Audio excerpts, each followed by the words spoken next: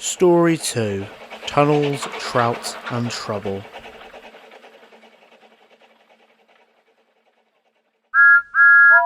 There was uproar at the sheds.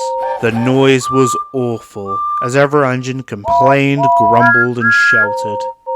Interestingly enough, one engine, a certain green one, was missing.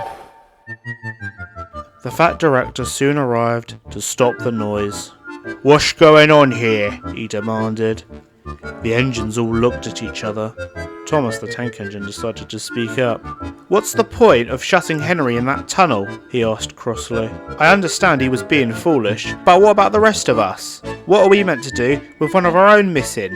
"Pah, I can manage," interjected Gordon. "Henry was always breaking down anyway."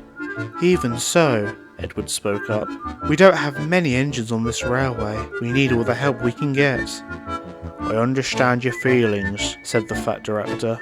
"I assure you that Henry's punishment is not a permanent one. He shall be let out once he's learnt his lesson." "And how long is that going to take?" asked Madison. The fat director shook his head. "I don't know. I really don't know." The fat director looked down at the ground. He lightly kicked the ballast with his foot. He was having trouble of his own. "In the meantime," he said, looking upwards again to address his engines, "I need you all to work extra hard. I know it won't be easy, and some of you may have to do jobs that you don't like, but it's all for the railway." "Does that mean that I get to pull trains for once?" asked Thomas cheekily. The fat director gave him a look, and Thomas went quiet. "I shall let you know if there are any changes to the timetable," the fat director went on. "In the meantime, you all best get some rest." And so the fat director left, leaving the engines not feeling any better. The next morning, the engines were still talking about Henry. Gordon, as usual, was being the loudest. "Fancy worrying over the absence of Henry," he declared rudely. "We'll be just fine without him.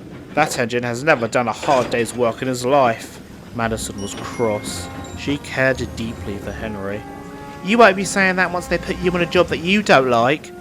"Oh, please," sniffed Gordon.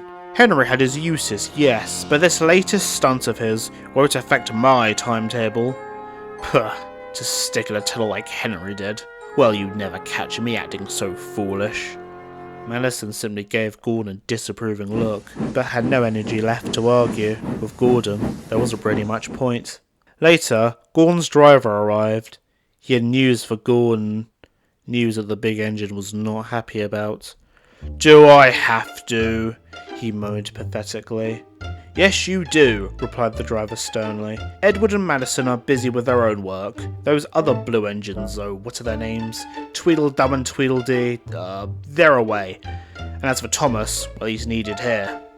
"Now, it's not far from here, and it's only one train," explained the fireman. "Now come on, we've got work to do." And so, without much of a choice, Gordon sulked away towards the open line.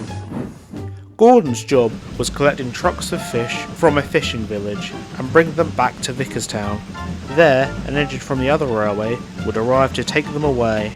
The fishing village was on a branch line that lay beyond the tunnel that Henry was shut up in. As Gordon went past, he shot Henry a dirty look. Henry peered out of the tunnel sadly. He wanted nothing more than to leave and pull his trains again. Poor guy. When Gordon arrived, he was hit with a strong odour, one that he had never smelt before. "Oh," he groaned, "what is that horrid smell?" "That be the fish," grinned a local fisherman. Gordon winced at the smell. The fisherman started to laugh at him. "Not used to the stench yet, eh, shitty boy?" Gordon just grunted. Gordon was soon turned around and headed back up towards the main line. He was not enjoying himself at all. The smell of the fish trucks made him rather ill. The grimy old fish fans thought it a great joke and laughed and sang all the way.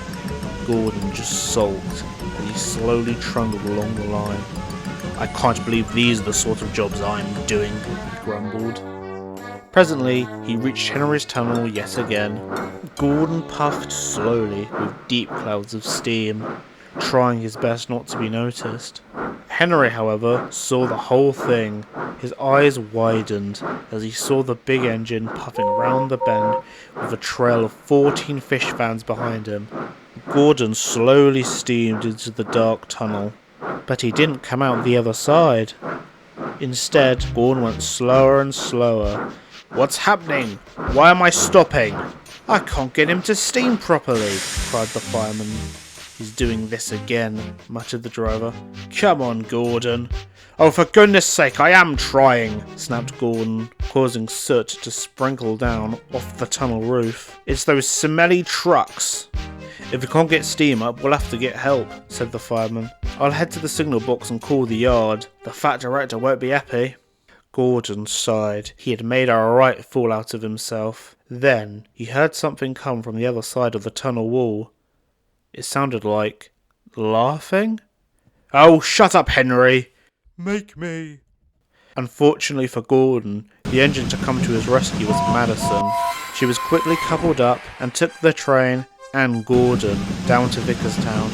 Once they arrived, an engine from the newly formed London, Midland and Scottish Railway, try saying that 5 times fast, had arrived to take the fish trucks away. Madison was ordered to shunt Gordon back to the sheds. "Oh, so much for never sticking in tunnels, eh, Gordy?" she winked. Gordon just rolled his eyes and looked away in disgrace. Henry would soon be let out of the tunnel a few weeks later, where he returned to work as normal. However, he was only let out when Gordon burst his safety valve and could no longer pull the express. The fat director was not very pleased. "I never liked these big engines," he thought to himself.